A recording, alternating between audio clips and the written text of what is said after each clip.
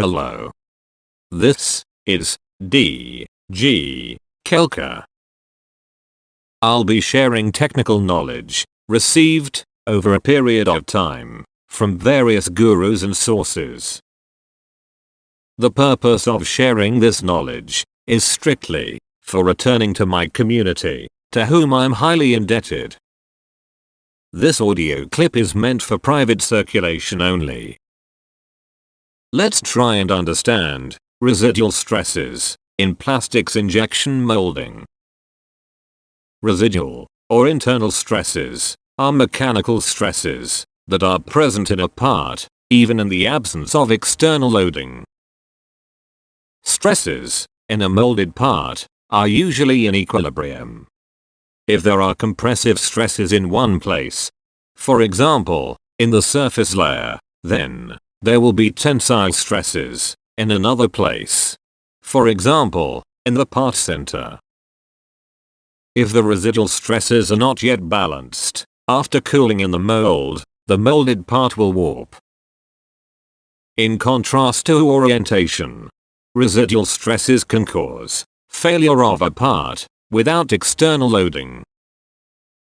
Examples would be distortion, stress cracking.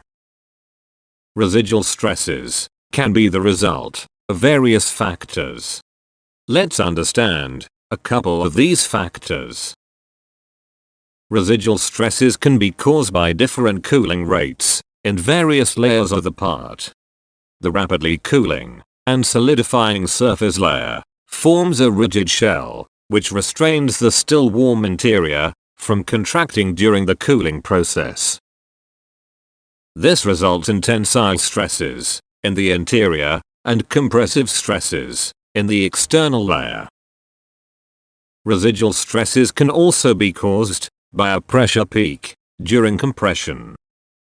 An excessive holding pressure can cause packing and overloading in the central section of a part.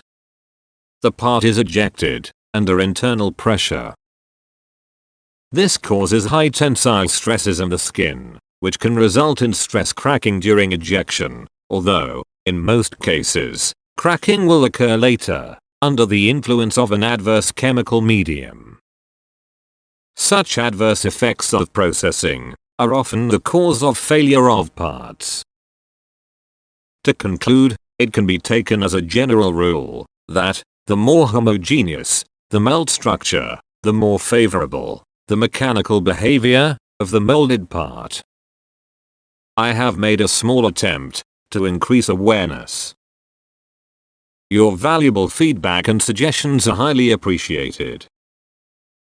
Thank you.